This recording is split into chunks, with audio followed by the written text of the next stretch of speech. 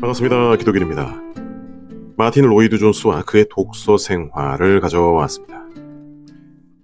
가끔씩 저한테 독서를 어떻게 해야 되느냐 묻는 분들이 계신데요. 저 같은 잔챙이하고는 비교가 안 되는 어마어마한 독서가의 이야기를 들려드리고자 합니다. 이 책은 프레데릭 캐서우드, 엘리자베스 캐서우드가 썼는데요. 어, 로이드 존스 목사님의 사위와 따님입니다. 차례는 이렇게 돼 있는데요. 요 교사, 설교자, 목사로서의 마틴 로이드 존스, 여기는 이제 사위가 이야기하는 부분이고요. 그리고 마틴 로이드 존스의 독서 생활, 이 부분이 따님이 이야기하는 부분인데요. 저는 오늘 여기서 이 독서 생활만 집중해서 소개를 해드리려고 합니다.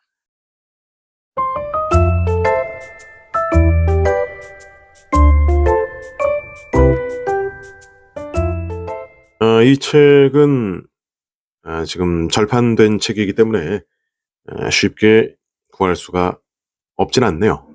중고가 있기 때문에. 그런데 이제 중고 가격이 가장 저렴한 게 원가의 2배, 그리고 가장 비싼 건 원가의 현재 10배에 이르고 있다는 것을 확인을 했습니다. 그런데 원가가 워낙 저렴하기 때문에 그렇게 부담되는 가격은 아닙니다. 이 책이 얼마짜리 책이냐면 얇죠? 2,000원입니다. 2,000원. 그래서 가장 싼 게 지금 3,900원. 가장 비싼 게 거의 2만 원에 이르고 있습니다. 그러나 2,000원이라는 가격이 붙어 있지만 이 내용의 가치는 2천만 원을 넘어섭니다. 자, 과연 어떤 내용인지 같이 살펴보시죠. 자, 따님이 이야기하는 겁니다. 이제 이 복음주의 도서관은 이렇게 되어 있는데요. 요게 이렇습니다. 로이드 존스 목사님은 1938년부터 그가 사망한 1981년까지 런던의 복음주의 도서관 관장으로 있으면서 힘껏 봉사하였다. 그래서 1982년 본 도서관 연례 강연회 주제가 마틴 로이드 존스, The Man and His Books 인 것은 매우 적절하다. 이 집회의 강사들은 로이드 존스 목사님의 사위와 딸인 프레데릭 경과 캐서우드 여사였다. 본 책장이 이들의 강연 요지다. 그래서 이분들의 강연 내용을 정리를 한 것입니다. 자, 내용이 이렇습니다. 복음주의 도서관은 저의 부친에게 매우 귀한 기관이었습니다. 아마 복음주의 도서관에서 여러 해 동안 저의 부친과 함께 봉사했던 여러분들은 그가 얼마나 본 도서관을 사랑했으며 또한 윌리엄스 씨를 비롯하여 세이어 씨와 동역하는 것을 퍽 기뻐했다는 사실을 알 것입니다. 기독교 서적으로 가득 채워진 이 큰 도서관, 이 크나큰 우리들의 유산과 보물은 저의 부친에게 큰 의미를 주었습니다. 저는 부친께서 왜 수천 명씩 이곳에 몰려와서 회원이 된 후 이 귀한 책들을 빌려가지 않는지를 잘 이해하지 못했다고 생각합니다. 그는 본 사역이 매우 중요한 하나님의 일이라고 보았고 자신이 관련된 것을 엄청난 특권으로 여겼습니다. 영국에도 안타까운 모습이 있네요. 수천 명씩 몰려와가지고 회원이 됐는데 책을 빌려가지를 않는다. 안타까운 일입니다. 제가 솔직히 말한다면 다른 어떤 면보다도 독서의 분야에서 부친이 가장 아쉽다고 먼저 고백하지 않을 수 없습니다. 여기서 이제 좀 오해할 수 있는데요. 부친이 아쉽다는 얘기는 이제 부친이 이제 돌아가셨기 때문에 독서 관련해서 부친의 도움을 받았던 것을 이제 받을 수가 없기 때문에 아쉽다고 얘기하는 것입니다. 사랑하는 이들을 잃어버린 많은 사람들이 내게 말하였습니다. 작은 일들이 죽은 자들을 떠올리게 한다고. 저는 그런 말을 듣고 그 의미를 이해할 수 있었습니다. 그런데 또 한편으로 제가 가졌던 가장 뼈아픈 체험의 하나는 장례식이 끝난 이후였습니다.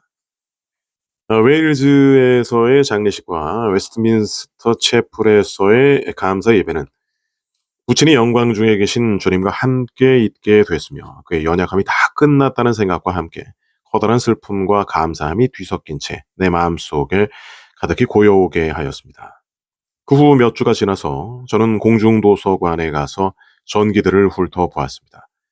저는 그때 벤슨 대주교와 그의 유능한 아들들에 대한 전기를 읽던 중이었습니다. 그 아들 중에서 E.F. 벤슨은 펀치의 기고가였습니다. 그런데 갑자기 내 눈에 에드워드 킹, 린컨의 주교라는 책이 들어왔습니다.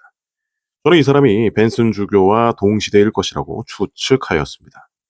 벤슨 주교도 한때 링컨에 살았었다는 것을 기억해내고는 집에 가면 물어봐야지라고 생각하였습니다. 그러자 저는 부친께 더 이상 물어볼 수 없다는 사실을 깨닫고 얼마나 고통스러웠는지 모릅니다. 그 위대한 독서가, 저의 독서의 반려자가 이제 내게 아무것도 더 설명해 줄 수 없게 된 것이었습니다. 여기 계신 분들 가운데 킹 주교에 대해서 아는 사람이 몇 분이나 되겠습니까? 결코 많지 않을 것입니다. 그러나 저희 부친은 킹 주교에 대해서 분명히 알고 계셨을 것입니다. 그 사람이 어디서 왔고 어디로 갔으며 벤슨 주교와는 어떤 관계에 있었고 어떤 면에서 의견이 맞지 않았으며 얼마나 복음적이었는지 등등에 관해서 소상히 알고 설명해 줄 수 있었을 것입니다. 그러나 이제는 그런 질문들에 대답해 줄 수 없게 된 것입니다. 저는 제가 모르는 새로운 저자를 찾을 때마다 부친의 도움을 아쉬워합니다. 부친의 도움을 받지 못하는 것을요. 최근에 저는 토마스 스코트가 쓴 진리의 힘이라는 한 작은 책을 소개받았습니다. 읽어보니 매우 놀라운 책이었습니다. 이 책 속에서 저는 침례교 설교자였던 제시 필포트와 웨일즈 시인이었던 프리처드 목사에 대해서 흥미로운 사실들을 배우며 즐거워하였습니다. 이 두 인물들은 과거에는 내게 금시초문이었습니다. 그런데 저는 이 책을 대단히 즐겼지만 한 구석 미흡한 점이 있었습니다. 그 까닭은 제가 부친에게 가서 이렇게 물어볼 수 없기 때문이었습니다. 필포 설교가를 어떻게 생각하세요? 그의 영향은 정확하게 어떤 것이었나요? 토마트 스코트란 인물은요. 그가 이 책을 아주 잘 썼죠? 저는 부친에게 제가 읽은 책들에 대해 문의하는 일을 퍽 좋아했었습니다. 이 점에 대해 저는 부친을 퍽 아쉬워합니다. 부친이 없는 것을요. 우리 집에는 부친의 사진이 한 장 있는데 서재에서 책을 보시는 모습입니다. 제가 가장 좋아하는 사진인데 제가 기억하는 부친의 정확한 인상입니다. 우리 주변에서 일어나는 온갖 사건들 속에서 무릎 위에 책을 올려놓고 독서를 즐기면서 우리들도 함께 즐기기를 원하시는 듯한 이 평화로운 모습의 부친을 저는 대단히 좋아합니다. 여러분 해수욕장에서 책 읽는 분 보셨나요? 로이드 존스 목사님은 그렇습니다. 네, 제가 기억하는 또 하나의 추억이 있습니다. 부친의 휴가 때에는 항상 많은 분량의 독서를 하였습니다. 역시 어렸을 때의 일입니다. 우리는 1930년 중반에 웨일즈의 아름다운 보스라는 해변으로 휴가를 갔었습니다. 매우 더운 날씨였습니다. 저는 수영복을 입고 뛰놀며 모래를 파기도 하고 물장구도 쳤습니다. 모두 다 1930년대에 허락된 정도만큼의 노출을 하고서 해변에 나가 있었습니다. 우리들은 모두 뜨거운 햇볕 아래서 일광욕을 하며 놀았습니다. 그런데 저희 부친은 해변의 한 모퉁이에 있는 바위 앞에서 평소에 사용하던 모자, 구두, 양말, 조끼 등을 그대로 걸치고서 브루너가 쓴 더 디바인 임페러티브라는 책을 읽고 있었습니다. 일광욕 해변에서 부친은 여름 휴가 동안에는 항상 아침에 책을 읽었습니다. 그러나 우리 가족은 부친의 이 같은 독서 습관을 전혀 싫어하지 않았습니다. 앤과 저는 독서가 부친의 일부라고 간주하였습니다. 부친은 정말 굉장한 독서가였습니다. 독서는 그의 일이었고 즐거움이었습니다. 독서는 그의 일부였기에 우리들의 일부가 되었습니다. 그려지시나요? 해변에서 정장을 다 차려입고 모자까지 쓰고요. 그러고 나서 책을 읽는 모습. 근데 그걸 전혀 이상하게 여기지 않는 너무나 당연하게 여기고 있는 가족들. 그리고 그 모습을 유별나게 보는 것이 아니라 좋아하는 모습. 인상적입니다. 저희 모친이 제게 들려준 이야기가 하나 있습니다. 저는 그것을 기억하지 못하지만 국민학교라는 표현이 나왔네요. 국민학교 1학년 첫 학기 때의 일이었습니다. 당시 아버라본에는 실업률이 매우 높았었습니다. 선생님은 각 아동들에게 아버지의 직업을 물었습니다. 아무도 이러한 질문을 예상치 못했습니다. 학교가 끝났을 때 저희 부모는 제게서 눈물이 펑펑 쏟아지는 것을 보고 당황해서 그 연유를 물었습니다. 저는 단단히 화가 나 있었는데 선생님이 다른 아이들에게는 아버지 직업을 물으면서 저는 그냥 지나쳤기 때문이었습니다. 선생님의 의도는 학부형들 가운데서 실업률이 어느 정도 되는지 알아보는 것이었습니다. 그런데 선생님이 저희 부친이 학교에서 멀지 않은 교회의 목사라는 것을 알았으므로 구태여 저에게 부친의 직업 여부를 묻지 않았을 뿐이었습니다. 그러나 저는 부친이 하루 종일 책을 읽는 일을 하는데 아무도 그가 일을 한다고 언급하지 않았기 때문에 화가 치밀어서 펑펑 눈물을 쏟은 것이었습니다. 아무튼 부친 하면 우리는 독서를 연상합니다. 물론 저희 부친은 설교를 했었습니다. 그러나 그는 책을 읽었습니다. 읽어도 애독을 하였고 정규적으로 읽었으며 많이 읽었습니다.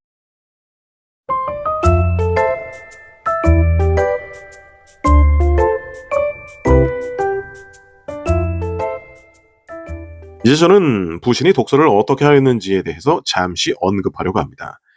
부친은 항상 부정적인 것에서 출발하라고 가르치셨으므로 그의 전통에 따라 말씀드리기로 하겠습니다. 자, 이제부터 본격적으로 지금까지는 배경 이야기, 자기가 가지고 있었던 어떤 감정들, 기억나는 모습들을 얘기하는 건데요. 이제부터가 진짜 어떤 독서를 하셨는지, 어떤 독서 생활을 하셨는지 본격적인 이야기가 시작됩니다. 첫째, 그는 표지가 얇은 대중판을 무척 싫어하셨습니다. 우리 가족은 손자들까지 포함해서 모두 입을 모아 요즘 책들이 여간 비싸지 않다고 그를 설득하려고 애썼습니다. 특히 가족 중에 학교에 다니는 식구들은 표지가 두텁고 장정이 좋은 비싼 책들을 학생들이 무슨 돈으로 사느냐고 항의하였습니다. 부친은 마지못해 우리 가족들의 말에 동의하였습니다. 그런데 부친이 왜 염가판을 싫어했는지를 밝히는 것이 중요할 듯합니다. 부친에게 있어서 책들은 일생 동안 사귀는 친구들이었습니다.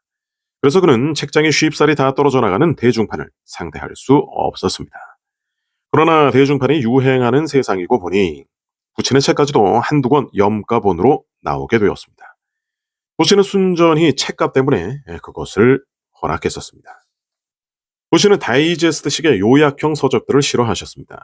설교와 설교자들에서 부친은 이렇게 밝혔습니다. 나는 약식 다이제스트와 생각하게 하기보다는 이미 다 만들어진 것을 제공하는 백과사전들을 좋아하지 않는다.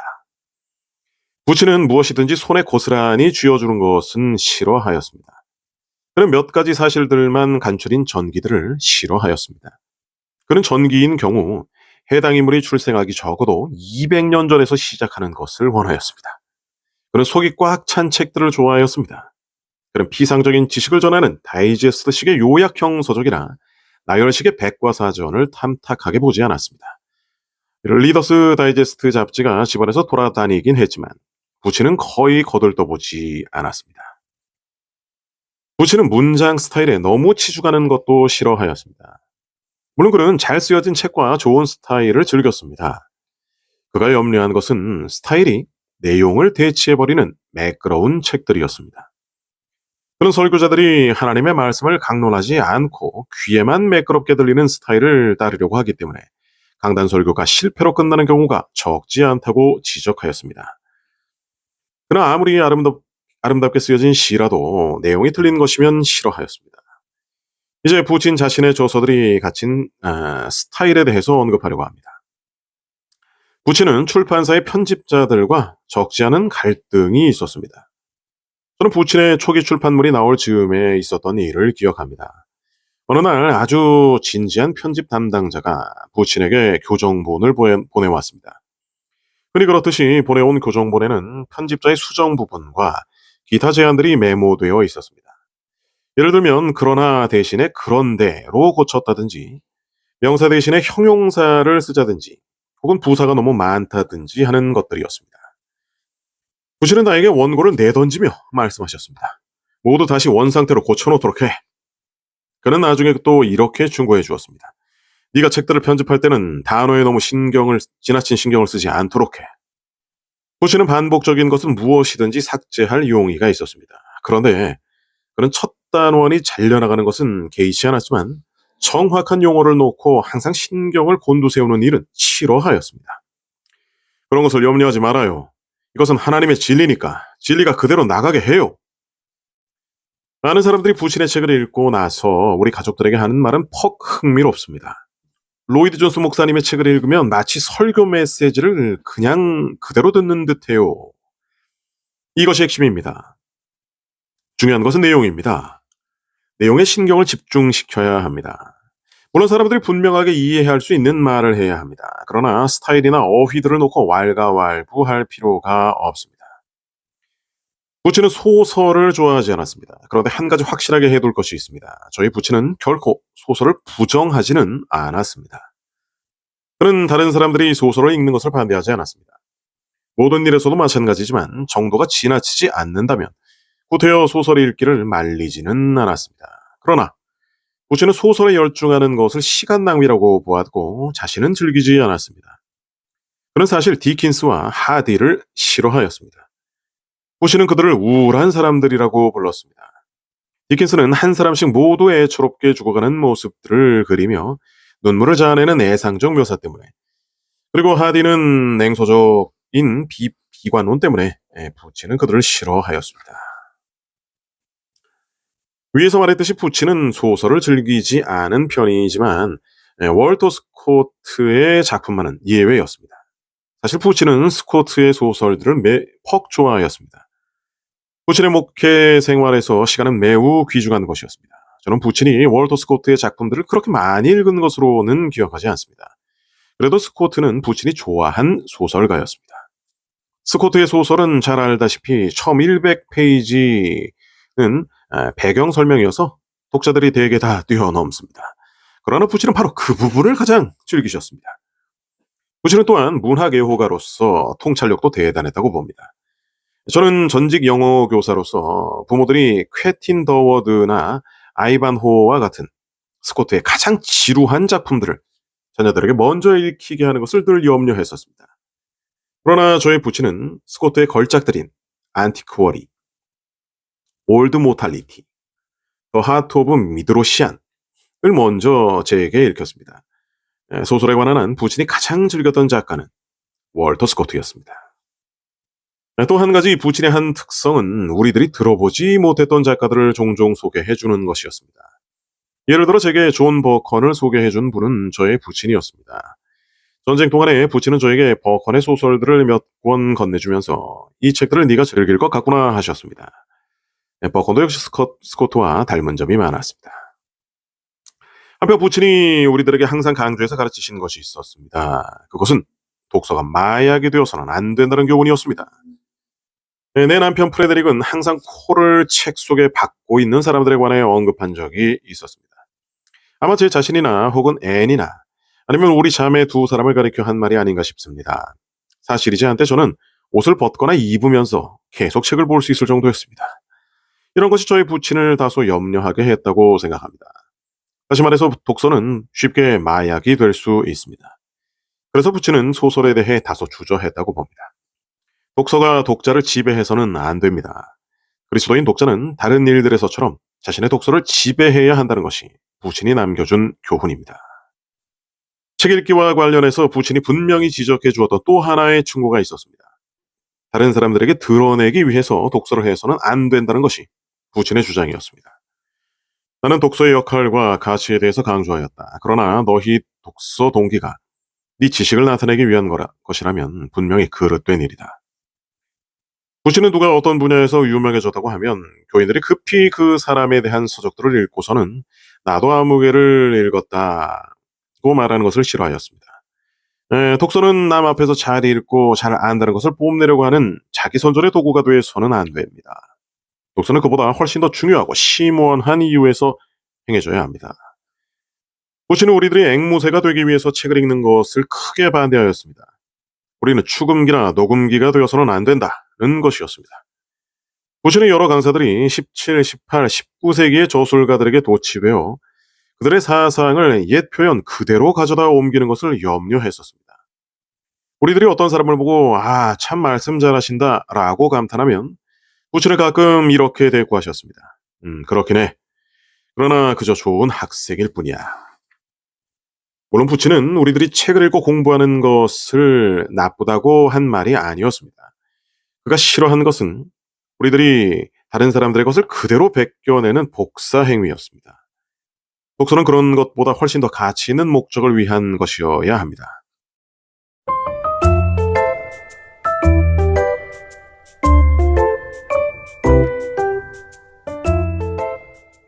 다음은 부친의 말씀입니다. 어떤 의미에서 우리는 아이디어들을 찾아내기 위해 책을 읽어서는 안 된다. 책들은 우리로 하여금 생각하게 해야 한다. 독서의 기능은 우리들의 생각을 자극시켜서 스스로 사고하게 하는 데 있다. 그래서 책은 읽으면서 철저하게 소화시켜야 한다. 베이컨의 말을 연상시키지 않습니까? 그는 어떤 책은 맛만 보고, 어떤 책은 삼키고, 또 어떤 책은 씹고 소화시켜야 한다고 말했습니다. 이 마지막의 경우가 부친이 인정하는 독서였습니다. 책을 잘 씹고 소화해야 나의 일부가 된다. 그러면 나는 자극을 받는다. 그래서 나오는 것은 내가 읽은 독서의 진액들이다. 하지만 이 진액은 나의 사고의 결정이다. 그것은 오리지널 자체를 위한 독창성은 아니다. 부친의 말뜻은 우리가 각 시대의 지혜를 독서를 통해 습득하고 우리의 일부가 되게 하면 우리가 자극을 받아 더 낮게 사고하고 그 결과 더 낮게 말하게 된다는 것이었습니다. 그럼 부친의 독서 속도는 어떠하였을까요? 아마 들으면 실망할는지 몰라도 부친은 책을 매우 더디 읽는 사람이었습니다. 부친의 독서량을 아는 사람들은 그가 굉장한 속독가일 것이라고 생각합니다. 그러나 그렇지가 않습니다. 저희 모친에게 부친이 자주 했었던 말이 있습니다. 여보, 읽어야 할 책들이 너무도 많다오. 내가 좀 빨리 책을 읽을 수 있다면 좋겠어. 부친은 한때 어떤 속독법 광고를 보고 책을 주문한 적이 있었습니다. 그런 속독법 책들은 대개 페이지의 중간을 읽으면 다른 부분들이 저절로 둥둥 떠오른다는 식의 이야기였습니다. 결국 부친은 자신의 독서 방법으로 되돌아갈 수밖에 없었습니다. 그는 많이 읽었지만 빨리 읽지는 못하였습니다. 그런데 여기서 한 가지 언급하고 넘어가야 할 것은 부친의 놀라운 기억력입니다. 그는 읽은 것은 다 기억하였습니다. 그가 비상한 기억력을 가졌던 것은 아마도 위에서 지적했었던 것처럼 책의 내용에 정신을 집중했기 때문이었을 것입니다. 그래서 책을 꼭꼭 씹어가면서 읽었으므로 모든 것을 다 기억했다고 봅니다. 부친은 신약 성경을 잘 아셨지만 결코 암기식으로 한 것은 아니었습니다. 사실 부친은 외우는 데에는 소질이 없었습니다. 누가 부친에게 가만히 앉아서 성경 구절 4개 정도를 외워보라고 하면 그는 분명히 하지 못했을 것입니다. 그러나 설교를 하는 동안에 가령 바울 서신의 본문에서 시작했다면 한 성경 구절이 그의 생각을 자극시켜 15개 관련 구절들이 정확하게 나올 수 있었습니다. 왜냐하면 그 내용을 철저히 알았고 그것들을 씹으면서 읽었기 때문입니다. 그래서 천천히 읽는 것이 문제가 되지 않았습니다. 그는 정독을 했으므로 자신이 읽은 모든 내용을 다 기억하였습니다. 지나가는 김에 한 가지 모친이 하시면 언짢아 하실지도 모르는 에피소드 하나를 말씀드리겠습니다. 저희 모친은 아마 부친의 구약 성경에 촛불을 하나 꽂아두시고 싶었을 것입니다. 부친은 구약 스토리 중에서 아시고 싶은 것이 있으면 자주 모친의 도움을 청하였습니다. 예를 들어 부친은 욥의 세 딸의 이름을 알고 싶으면 모친에게 고개를 돌렸습니다. 모친은 구약 이야기에 퍽이 익숙하셨기 때문에 부친은 자주 이렇게 물으셨습니다. 여보, 그 왜 있지 않소? 그 이야기가 어디서 나와요? 그러나 신약의 바울 서신으로 말하면 그를 당할 자가 없었습니다. 부친의 일반 서적 독서는 분량과 분야에 있어 놀라울 정도였습니다. 어떻게 그 많은 분야의 책들을 다 감당하는지 알기 어려운 일이었습니다. 부친은 실로 광범위하게 읽었습니다. 부친은 독서의 기능을 정신적 자극으로 보았는데 거기에 한 가지를 덧붙인다면 정보 제공이었습니다. 그는 관련 분야의 책들을 통해 필요한 정보를 제공받았습니다. 그래서 그는 웨스터민스터 집회 때에 강사들의 말들을 모두 염두에 두고 끝맺음을 할 수 있었는데 어떤 때는 강사들의 주제에서 빠진 부분까지 보충시켜줄 정도로 사실과 정보에 밝았습니다. 부친은 특히 기본적인 것들에 관한 정보를 얻기 위해 많은 분야의 책들을 읽었는데 한 번은 이런 일이 있었습니다. 저희 장남인 크리스토퍼가 눈앓이를 하여 여러 차례 수술을 받아야 했었습니다. 그런데 저의 부친이 출타 중인 때에 크리스토퍼의 증세가 매우 좋지 않아 안과 의사들을 당황케 했었습니다. 의사들은 모여서 수기해 보았지만 그것이 심리적인 것인지 어떤 다른 이유에서인지 도무지 원인을 아는 의사가 없었습니다. 그래서 그들은 전문의들에게 크리스토퍼를 보내기로 하였습니다. 그때 저희 부친이 휴가를 마치고 돌아오셨습니다. 부친은 환자에 대한 모든 이야기를 듣고서 다음번 병원에 크리스토퍼를 데리고 갈 때에는 나도 같이 가마라고 말씀하셨습니다. 로이드 준수 목사님 의사 출신이시죠? 그래서 우리는 모두 함께 병원으로 갔었습니다. 의사들끼리는 서로 잘 통하는 곳이 병원입니다. 나도 의사지요 하고 한마디만 하면 쉽게 담당 의사를 만나고 처방전도 볼 수 있습니다. 물론 일반인이 그런 요청을 하는 것은 절대 허락될 수 없지만 선임 의사인 경우는 달라서 부친은 크리스토퍼에게 준 처방 노트를 받아 자세히 읽었습니다. 여느 때의 습관처럼 부친은 무엇을 읽을 때 항상 노트와 연필을 준비하고 언뜻 머리에 떠오르는 것이 있으면 메모하였습니다. 부친은 담당 의사와의 협의가 끝난 후 자신의 노트를 만든 후에 아무 말씀도 하지 않았습니다. 부친은 귀가하자 자신이 메모한 노트를 옆에 놓고 매년 나오는 모든 약품들에 대한 방대한 의학책을 읽었습니다. 부친은 늘 정기적으로 간행되는 이 약품 의학서에서 크리스토퍼에게 투약된 약을 찾아냈습니다. 그래서 그는 그 약의 부작용을 모두 읽고서 크리스토퍼의 문제 해결을 찾았습니다. 이론만 앞세우고 번지르르한 말만으로는 것은 실제적인 도움이 안 됩니다. 부친은 하나의 단순한 사실을 놓고서 거창한 이론들을 제시하지 않았습니다. 그는 언제나 사실들에 대한 확실한 정보를 가지고 있었습니다. 부친은 그 약품에 대한 정보를 관련 의사들에게 전달했는데 모두들 그것이 크리스토퍼의 증상 원인이었다고 동의하였습니다. 크리스토퍼의 증상은 결국 깨끗이 사라졌습니다. 부친은 사실들을 얻기 위해 책을 읽었습니다. 그러나 그것이 전부가 아니었습니다. 다시 가족 이야기를 하나 해야겠습니다. 우리 둘째 아들이 티네이저였을 때 초월 명상에 빠진 적이 있었습니다. 그는 초월 명상에 대해 끝없이 이야기하며 진지하게 열을 올리고 있었습니다.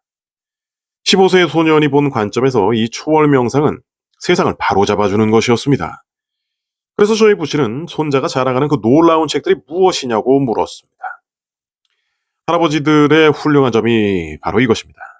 그들은 손자들과 이야기할 시간을 넉넉히 내어줍니다. 요나단은 롭상 람파라는 사람이 쓴 책을 할아버지에게 건네주었습니다. 부친은 이렇게 말하였습니다. 내가 이 책을 가져가서 읽으마. 그 책을 받은 날 부친은 맨체스터로 설교하러 떠나셨습니다. 그날 저녁 집회에는 큰 은혜가 있었습니다. 부친은 귀가하는 기차 안에서 요나단의 책을 한 장도 빼놓지 않고 다 읽었습니다. 이 책은 제3의 눈이라는 제목이 달린 소책자였는데 표지에는 이마 중앙에 눈이 박힌 중국인의 얼굴이 그려져 있었습니다. 부친은 이 괴상한 표지를 단 책을 읽으면서 기분이 좀 언짢았다고 하였습니다. 혹 맨체스터에서 부친의 설교를 들었던 사람이 앞자리에 앉아있다면 무엇이라고 생각했을까요? 부친은 그 책을 세심히 끝까지 읽으면서 메모를 해두었다가 집에 와서 요나단과 하나씩 짚어나갔습니다. 우리들은 아직 어린 아이들을 대할 때 자주 이런 식으로 말합니다. 그런 것들은 아무 쓸모가 없어. 철이 들면 다 잊어버릴 거야. 그러나 저의 부친은 달랐습니다. 전혀 달랐습니다. 그는 요나단의 마음을 붙잡고 있는 것이 정확히 무엇인지를 알고 싶었습니다.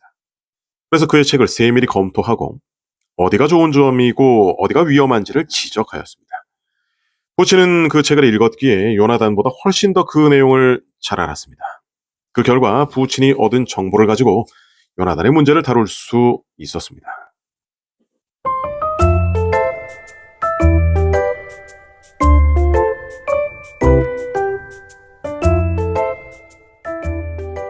부친에게 정보를 위한 책 읽기는 독서의 일부분에 지나지 않았습니다. 그는 넓게 읽고 많이 읽었습니다. 그는 각종 전기도 읽었는데 상세한 서술을 한 두꺼운 전기들을 탐독하였습니다. 그는 저 위대하고 탁월하며 비극적인 인물이었던 19세기 뉴만 주교의 전기를 매우 즐겨 읽었습니다. 뉴만의 이야기는 온통 흥미거리였습니다. 뉴만이 어디서 잘못되었고 어떻게 그런 잘못이 발생됐으며 그가 얼마나 우수한 두뇌를 가졌었고 또 어떻게 머리를 썼으며 카톨릭 신자의 정신이 어떤 방식으로 움직였는지 등에 대한 전체적인 이야기가 부친의 관심을 끌었습니다. 어느 날 저는 남편과 함께 오찬 회의에 참석한 적이 있었습니다. 그때 제 옆자리에는 캠브리지의 오웬 체드윅 교수가 앉게 되어 큰 영광이었습니다. 저희 부친은 주변에서 일어나는 모든 일에 관심이 있었으므로 저는 귀가한 후 오웬 체드윅 교수와 나란히 앉았었다고 말하였습니다.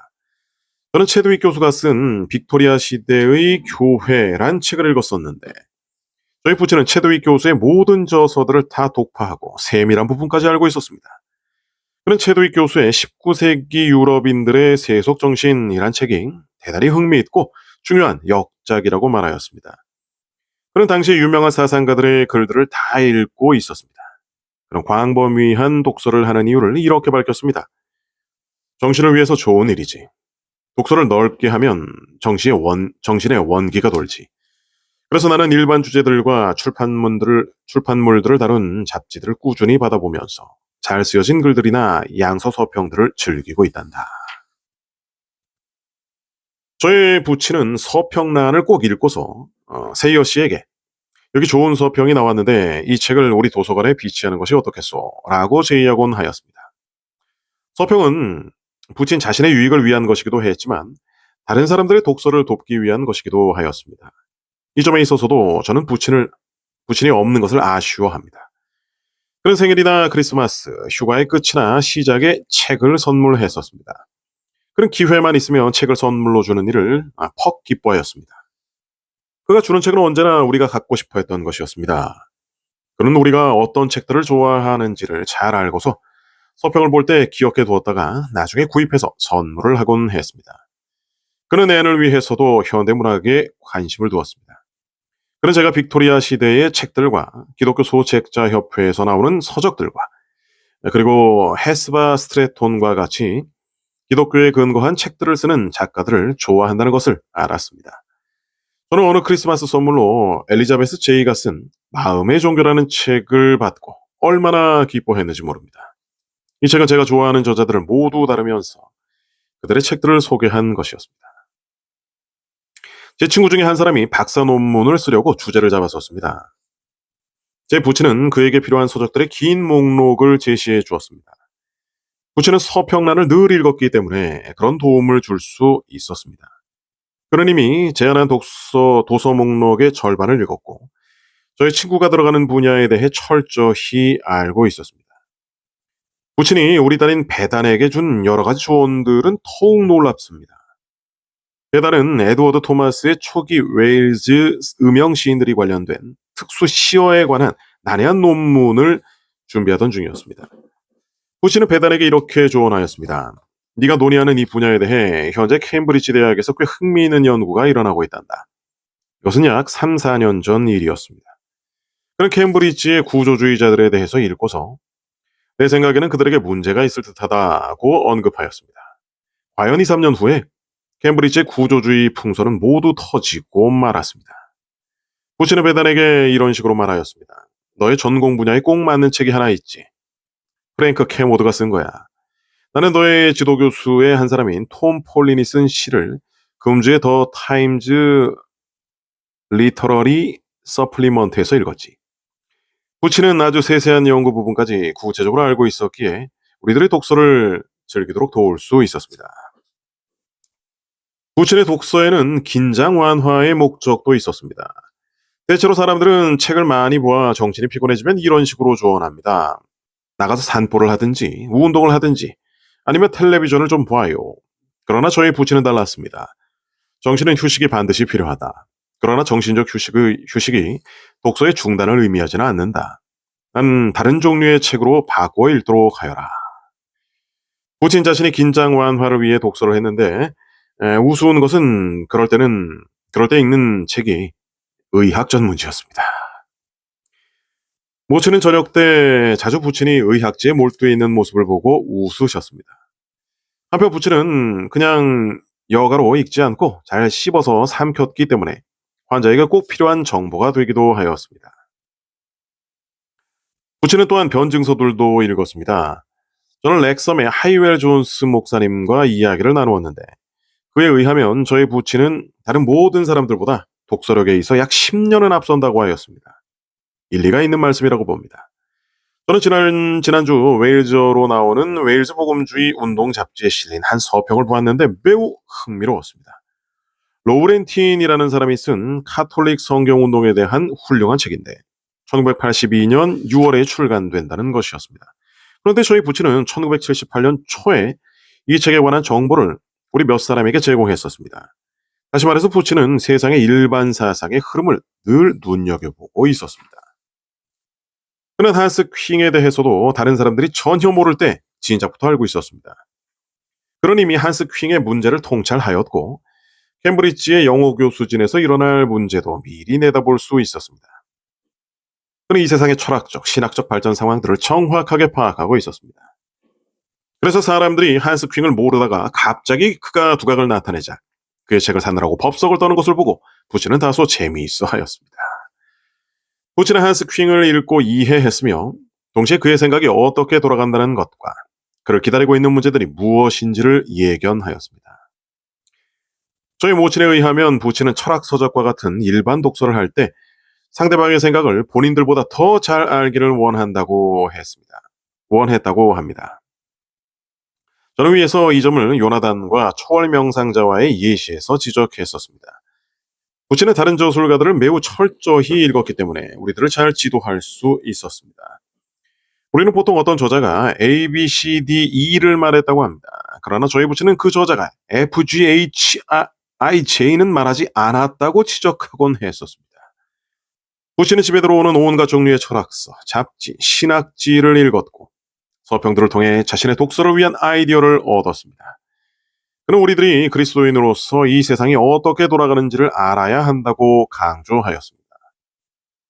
부친이 우리 부부에게 준 마지막 서적의 하나는 해리 블라마이어스의 책이었습니다. 그는 이 흥미로운 사람에 대해서 읽고 그 사람의 위치가 무엇이며 우리와 어떤 관계가 있으며 얼마나 그가 가까이 근접했다가 멀어졌는지 등을 생각하며 즐기는 독서를 하였습니다. 한편 부친은 일반 독서의 위험성도 언급했었는데 한쪽으로 편중돼서는 안 된다는 말씀이었습니다. 가령 어떤 부분에 빠져서 그쪽 책만 계속 읽느라고 시간을 너무 쓰면 균형을 잡아야 한다는 것이었습니다. 너는 자신을 위해 무엇을 읽어야 하는지를 알아야 하고 또한 다른 사람들을 위한 책들이 무엇인지도 알아야 해. 부친 자신이 늘 그렇게 하였습니다. 지난 30여 년을 회고해 볼 때 40년대와 50년대에 문학 공부를 했던 우리들에게 부친이 주었던 도움은 결코 작은 것이 아니었습니다. 당시로 말하면 예술에 대한 관심이 기독교 세계를 압도하기 전이었고 쉐이퍼 박사가 알려져서 그의 책으로 도움을 주기 이전이었습니다. 그 당시 저는 옥스포드 대학에서 영문학을 전공했는데 소서가 쓴 어떤 스토리에 대해서 공격하며 그를 추잡한 늙은이라고까지 불렀습니다. 저는 초서가 그런 지저분한 이야기를 쓰지 말았어야 한다고 느꼈습니다. 그러나 지도교수로부터 호통을 당하고 집에 와서 부친에게 제가 그리스도인이기 때문에 부당한 대우를 받는다고 말하였습니다. 그러나 부친은 전혀 그렇지 않다. 너는 문학을 제대로 다루지 않고 있을 뿐이야. 라고 하셨습니다. 부친은 이러한 균형을 믿었습니다. 문학은 문학으로서 봐야 했습니다. 부친은 물론 그리스도인으로서 어떻게 문장의 스타일과 내용과 집필 목적이 무엇인지를 다루어야 하는 것을 도와주었습니다. 저는 문학서를 어떻게 다루는지를 저희 지도교수에게서보다 저희 부친으로부터 훨씬 더 많은 것을 배웠습니다. 부친은 적당한 사람에게 적합한 책을 주었습니다. 그리고 유약한 사람은 부드럽게 대하였습니다. 설교와 설교자들이란 책에서 부친은 누가 내성적이고 우울증에 잘 빠지면 죄의 확실이나 인간의 전적 타락 등을 외치는 책을 주지 말라고 조언하였습니다. 부친은 자기의 회중을 알았고 어떻게 도와줄 수 있는지도 알았습니다. 그는 문학도에 고민해서 성도의 고통에 이르기까지 항상 격려가 되는 것을 찾아줄 수 있는 자였습니다.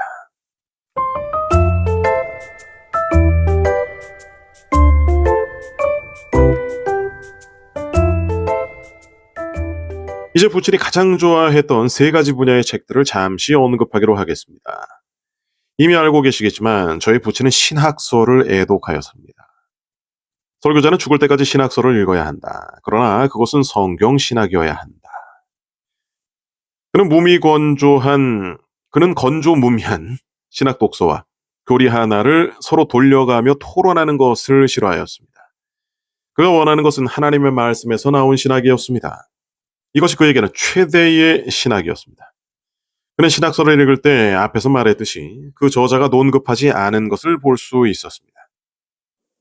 한 번은 부친이 병원에서 1시간 동안 매우 힘든 치료를 받은 적이 있었습니다. 그는 치료가 끝난 후 우리들에게 당시 미국에서 큰 인기를 모으고 있던 한 복음주의 신학자에 대해 이야기해 주었습니다. 그 사람의 그를 조심해야 해. 그의 신학은 옳지 않아. 부친의 신학은 대단한 것이었습니다. 신학은 그의 일부였습니다. 그래서 다른 신학자들이 말한 것과 말하지 않은 것을 거의 느낌으로 가려낼 정도였습니다. 부친의 두 번째 애독서는 헌신용 서적이었습니다. 저는 이 헌신이라는 말을 매우 조심스럽게 사용합니다. 부친이 이렇게 말씀한 적이 있기 때문입니다. 나는 헌신용 주석이라는 말을 혐오한다. 나는 다른 사람들이 내 헌신을 대신해 주는 것을 원치 않는다. 그는 감상적인 헌신주의를 싫어하였습니다. 그가 의미하는 헌신용 독서는 성경을 이해하고 즐기도록 도와주는 것이었습니다. 그는 청교도들에 대해 말하였습니다. 대체로 청교도들은 이 점에서 아주 도움이 된단다. 그는 한때 침체된 적이 있었는데 리차드 십스죠. 십스 박사가 쓴 상한 갈대와 영혼의 갈등이란 책을 통해 큰 도움을 받았다고 실토했었습니다. 그는 십스 목사를 천상적인 십스 박사라고 불렀습니다.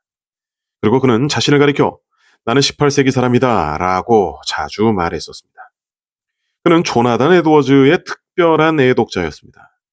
그는 저와 남편에게 늘 조나단 에드워즈를 추천했었습니다. 자네는 조나단 에드워즈를 읽어야 해. 자네의 정치 활동 속에서 그리고 세계를 여행하고 다닐 때 조나단 에드워즈를 읽어요. 그는 자네의 발을 바위 위에 단단히 세워줄 수 있는 자니까 에드워드를 읽고 그에게 배우도록 하게나. 그는 철저하게 웨일즈 사람이었습니다. 그는 다른 나라들도 사랑했지만 어디까지나 웨일즈인이었습니다. 그가 임종 때까지 읽었던 두 개의 책 중에서 하나는 그의 웨일즈 찬송가였습니다. 저는 이 천상적인 시인들이 작시한 찬송가를 웨일저로 여러분께 읽어줄 수 없어 안타깝습니다. 웨일저를 모르실 테니까. 웨일즈 찬송가들은 뛰어난 상상력을 가졌었고 교리를 깊이 파악했으며 하나님을 지극히 사랑하면서 복음 메시지를 영혼들에게 부드럽게 적용시켰습니다. 저의 부친은 그것들을 사랑하였습니다. 부친이 별세했을 때 그의 곁에 놓였던 책의 하나가 이 웨일즈 찬송가였습니다. 그는 언제나 웨일즈인이었습니다. 또 한 가지 부친이 애독했던 책들은 교회사와 전기였습니다. 이것은 너무도 당연한 사실이기에 제가 구태여 언급할 필요가 없습니다.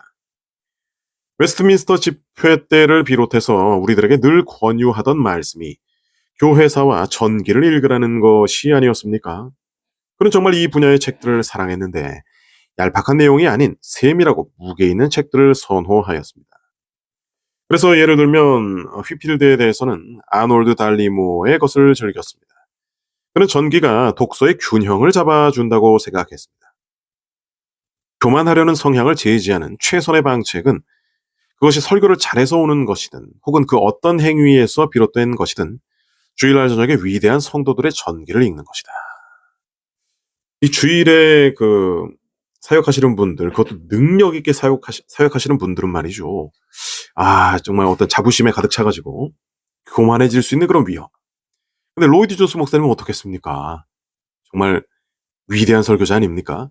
근데 그런 분도 주일 저녁에는 신앙 전기를 읽으면서 겸손해지는 것이죠. 위대한 거인들을 볼 때 로이드 존스 목사님조차도 겸손하게 만드는 그런 수많은 거인들이 있지 않습니까? 너무나도 지혜롭습니다. 끝으로 부친이 애독한 책은 물론 성경입니다. 성경을 읽어라. 성경은 생명의 떡이며 너희 영혼의 건안과 양식을 위해 마련된 만나이다. 부친은 로버트 머리 맥체인의 매일 성경 읽기표를 따라 성경을 보았습니다. 그는 성경을 좋아하는 뿐만이 아니고 처음부터 끝까지 모든 부분을 다 읽는 것을 믿었습니다. 그는 필요한 본문들을 별도로 공부했지만 정규적으로 성경을 반복해서 읽었습니다. 저희 부모님들은 적어도 53, 4년을 로버트 머리 맥체인의 성경 읽기표를 따라 꾸준히 성경을 통독하였습니다. 이 계획표를 근거로 해서 보면 저희 부친은 자신의 설교 준비를 위한 성경 읽기 이외에도 신약을 적어도 110회 통독한 셈입니다. 부친은 3월 1일에 돌아가셨는데 공교롭게도 2월 28일에 매일 성경 읽기 본문의 마지막 장이 고린도전서 15장이었습니다. 마치 주께서 저의 부친에게 앞으로 있게 될 몸의 부활을 지적해 준 것 같은 느낌이 듭니다. 부친은 성경을 정규적으로 읽었습니다. 그는 성경을 알았고 성경을 사랑하였습니다. 임종이 가까웠을 때 그는 말을 할 수 없었습니다. 그래서 그는 성경 구절들을 손가락으로 가리켰습니다. 힘이 없어서 성경을 읽을 수가 없으니까 손가락으로 하고 싶은 말을 성경 구절을 다 가리키는 너무나 아름답습니다. 그는 애에게 염려하지 말고 모든 일에 자족하라는 말씀을 짚어 보였습니다. 그리고 저에게는 우리들의 지상의 장막이 거치워지면 훨씬 더 나은 상급이 우리를 기다리고 있다는 말씀을 지적해 주었습니다. 그는 성경 말씀을 손으로 짚어 보이거나 종이에 써서 보여주려고 애썼습니다. 그가 임종 무렵에 읽었던 것은 웨일즈 찬송가와 성경뿐이었습니다. 아브라본에서의 그의 초기 설교에 이런 대목이 있었습니다. 당시 그의 나이 28세. 여러분이 죽음의 침상에 누웠을 때에 여러분은 하나님의 사랑을 확신하고 여러분과 여러분의 모든 죄에서 그리스도께서 죄를 위해서 그리스도께서 대신 돌아가셨다는 것을 또한 확지하고 내세에서 그리스도와 함께 영원히 살게 될 것을 굳게 믿을 수 있을 것입니다. 부친이 이 사실을 그대로 증명하였습니다. 그는 훌륭하고 적극적이며 광범위한 독서가였지만 이 세상에서 그에게 유일하게 중요한 것은 그가 가장 애독했던 하나님의 말씀이 지적하는 진리였습니다. 이 진리는 곧 예수 그리스도와 그의 사랑에 대한 예리학이었습니다.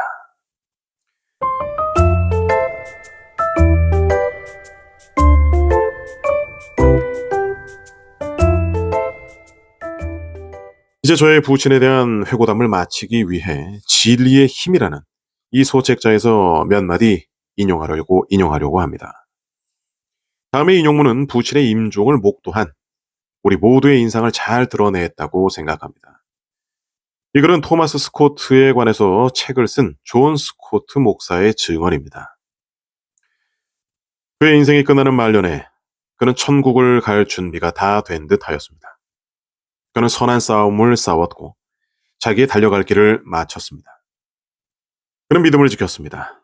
그래서 그는 끝까지 하나님 앞에서 진정으로 겸비하였고 예수 그리스도 안에서 기쁨을 누렸으며 복음 전파에 대한 거룩한 열정을 가졌고 자기 가족과 자기 둘레에 있는 사람들에게 부드러운 사랑을 나타냈으며 하늘아버지의 뜻에 복종했으며 그의 구주의 공로와 은혜를 전적으로 신뢰하였습니다. 그는 나이가 차서 죽음을 맞이하였습니다. 여기까지가 로이드 존스의 독서 생활 이야기입니다. 아주 얇은 책이죠. 몇 쪽일까요, 이게? 70쪽 정도의 아주 얇은 책입니다. 여러분, 어떤가요? 이 눈빛, 이게 노인의 눈빛입니까? 정말 뚫고 나올 듯한 이 예리한, 뭔가 어떻게 보면 차가울 것 같기도 보이지만 그 손자를 위해서 하는 모습들을 보십시오. 정말 애정이 물씬 묻어나는 너무나도 사랑스럽고 존경스러운 분입니다. 여러분 이 책 꼭 한번 꼼꼼히 읽어보시면 어떨까 합니다. 이제 남아있는 중고가 몇 권 안 됩니다. 그리고 늦게 구입하실수록 더 비싸지죠. 이런 독서 생활을 하는 그리스도인들이 많아진다면 얼마나 좋겠습니까? 남을 위해 읽고 자신을 위해서도 읽고 인상적인 모습들이 너무나도 많습니다. 옛날에 읽었었던 책인데 다시 꺼내보면서도 정말 사랑과 존경이 제 안에서 우러나오는 것을 깊이 느낄 수가 있었습니다. 더 많은 이들에게 이런 독서 생활이 알려지고 더 많은 그리스도인들이 이런 사랑스러운 독서 생활을 통해서 더욱더 하나님을 그리스도를 닮아가고 또 더 많은 자들을 돕고 세울 수 있는 그런 독서가들이 나왔으면 좋겠습니다. 프레드릭 캐서우드 그리고 엘리자베스 캐서우드가 공저한, 사실은 이제 강연 내용을 정리한 마틴 로이드 존스와 그의 독서 생활을 소개해드렸습니다. 고맙습니다.